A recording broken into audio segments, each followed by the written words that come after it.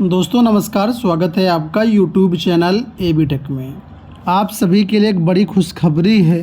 जितने भी टीजीटी और पीजीटी के छात्र हैं, यहाँ पर एडेड माध्यमिक विद्यालयों में जो एलिजिबिलिटी क्राइटेरिया थी उसमें थोड़ा सा परिवर्तन किया गया है और ये परिवर्तन और ये नियमावली आज 9 सितंबर को आपके समक्ष जारी हो चुकी है। यहाँ पर डेट भी देख लीजिए, 9 सितंबर 2025 है। उत्तर प्रदेश शासन कृष्ण कुमार गुप्त की विशेष सचिव की तरफ से ये कुल मिलाकर के शासनादेश है, जो कि शिक्षा निदेशक माध्यमिक एवं सभापति माध्यमिक शिक्षा परिषद के लिए जारी किया गया है। अब क्या है मामला, क्यों एडेड माध्यमिक विद्यालयों में टीजीटी और पीजीटी की नियमावली संशोधित करनी पड़ी, वो मैं आपको इस वीडियो में बताऊंगा। साथ में क्या परिवर्तन हुआ है वो भी दिखाऊंगा। तो यहाँ पर देखिए लिखा है कि शासनादेश संख्या, ये शासनादेश लिखा हुआ है दिनांक 22 अप्रैल 2025 को। आप लोग जानते होंगे कि 22 अप्रैल 2025 को टीजीटी और पीजीटी की नई नियमावली जारी की गई थी, जिसमें सभी विषयों की एलिजिबिलिटी क्राइटेरिया में परिवर्तन किया गया है। चाहे वो कला विषय हो या फिर कंप्यूटर विषय हो या हिंदी विषय हो, बहुत सारे सब्जेक्ट में जो है चेंजमेंट किया गया है। और एक बड़ा चेंज ये था कि इससे पहले टीजीटी बायोलॉजी की भर्ती हुआ करती थी, लेकिन 22 अप्रैल 2025 को जो नोटिफिकेशन जारी किया गया, जो शासनादेश जारी किया गया, जो गजट जारी किया गया, उसमें टीजीटी बायोलॉजी का पद ही हटा दिया गया। इससे बायोलॉजी के छात्र काफ़ी चिंतित थे, परेशान थे। मामला हाई कोर्ट गया, तो हाई कोर्ट ने जब जवाब तलब किया तो जो है यहाँ पर इस नियमावली को बदलना पड़ा और बायोलॉजी को पुनः बहाल करना पड़ा। तो यहाँ पर जो शासनादेश आप देख पा रहे होंगे, आज 9 सितंबर का है ये। इसमें बताया गया कि जो 22 अप्रैल 2025 को शासनादेश जारी किया गया था, ठीक है, उसको निरस्त करते हुए, उसको निरस्त कर दिया गया। ध्यान से देख लीजिए, उसको निरस्त करते हुए संशोधित शैक्षिक अर्हता निर्धारित किए जाने के संबंध में। तो इससे पहले जो आपने पढ़ा था, शासनादेश आया था जिसके माध्यम से टीजीटी पीजीटी 2025 की भर्तियां होनी थी, उसको रद्द कर दिया गया। अब इस शासनादेश के तहत आपकी भर्तियां कराई जाएंगी। तो यहाँ पर अब क्या नई एलिजिबिलिटी क्राइटेरिया निर्धारित किया गया है, ठीक है, मैं बारीकी से आपको समझाने का प्रयास करता हूँ, एक एक करके आप समझिए। ज़्यादा कुछ अंतर किया नहीं गया है। फ़िलहाल यहाँ पर मैं आपको बता दूं कि ये जो सेकंड नंबर कॉलम है, यहाँ पर 22 अप्रैल 2025 का शासनादेश का जिक्र किया गया है और नई जो संशोधित शैक्षिक अर्हता रखी गई वो यहाँ पर रखी गई है, ठीक है। तो यहाँ पर देखिए हिंदी विषय में बोला गया है कि हिंदी विषय पुरुष महिला कक्षा 9-10 के लिए अब जो योग्यता है वो ये है कि भारत में विधि द्वारा स्थापित किसी मान्यता प्राप्त विश्वविद्यालय, डीम्ड विश्वविद्यालय अथवा संस्थान से एक विषय के रूप में हिंदी में स्नातक की उपाधि आपके पास होनी चाहिए और एक विषय के रूप में संस्कृत के साथ आपका इंटरमीडिएट होना चाहिए या फिर संस्कृत शिक्षा परिषद से उत्तर मध्यमा परीक्षा आपकी क्वालिफाई होनी चाहिए, ठीक है। साथ में यहाँ पर नीचे बोला गया NCTE द्वारा मान्यता प्राप्त किसी भी विश्वविद्यालय से या संस्थान से बीएड की उपाधि आपके पास होनी चाहिए। तो यहाँ पर देखिए हाई स्कूल हिंदी में कोई भी एलिजिबिलिटी क्राइटेरिया में परिवर्तन नहीं किया गया। 22 अप्रैल 2025 में जो शासनादेश जारी किया गया उसमें भी सेम यही चीज़ लिखी है और नई जो एलिजिबिलिटी क्राइटेरिया उसमें भी सेम यही चीज़ लिखी हुई है, ठीक है। इसके बाद उर्दू में भी देखेंगे तो सेम ही चीज़ लिखी हुई है, उर्दू में भी कोई परिवर्तन नहीं है, सेम वही रहेगा। अंग्रेजी आप समझ लीजिए यहाँ पर क्या है, क्योंकि अंग्रेजी का मामला ऐसा था जिसमें इंग्लिश लैंग्वेज और इंग्लिश लिटरेचर का मामला था, कुछ जनरल इंग्लिश का भी मामला था। तो बहुत सारे छात्र इसको लेकर के ऑब्जेक्शन कर रहे थे, मामला उसका भी हाई कोर्ट गया है।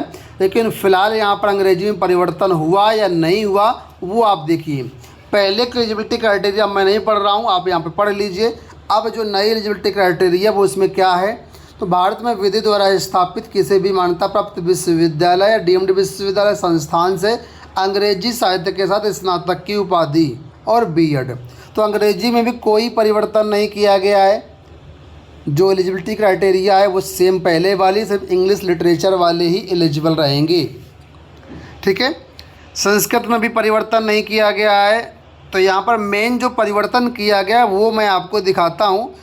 अगर हो सकता है कुछ चीज़ें रह जाएं तो आप कमेंट बॉक्स में बता देना, इसका अध्ययन करके।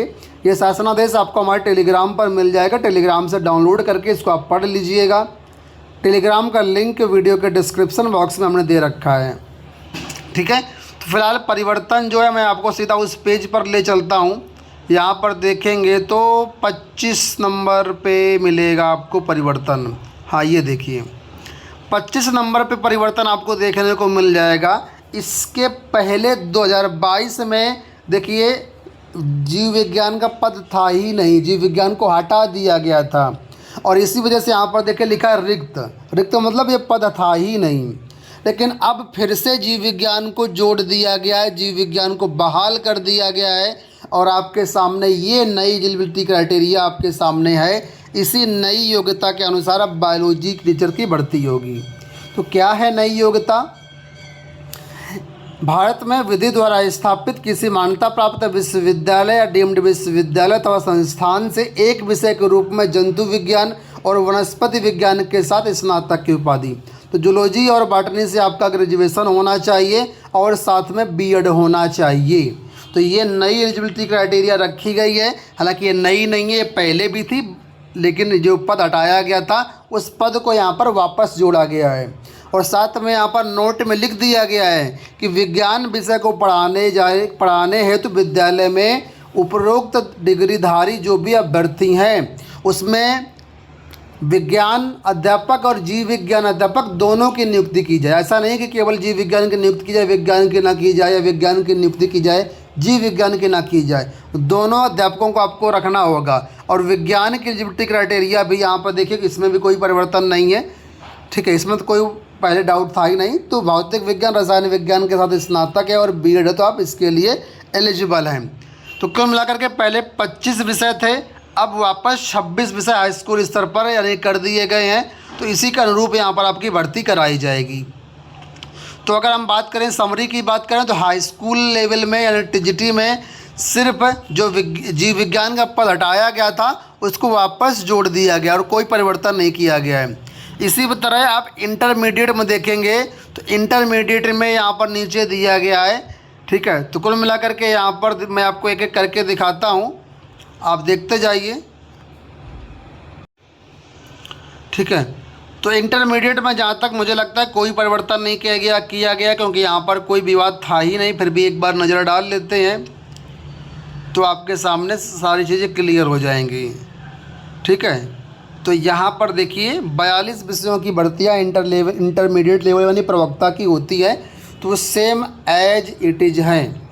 तो इंटर में बायोलॉजी पहले भी था, बायोलॉजी अभी भी है और कोई परिवर्तन नहीं किया गया है। अच्छा, कुछ अभ्यर्थी कला के बारे में कह रहे थे, कला की योग्यता बदलनी चाहिए, मौका मिलना चाहिए बाकी लोगों को। तो उसका मैं अभी आपको दिखा देता हूँ क्या कला में कुछ परिवर्तन किया गया है या नहीं।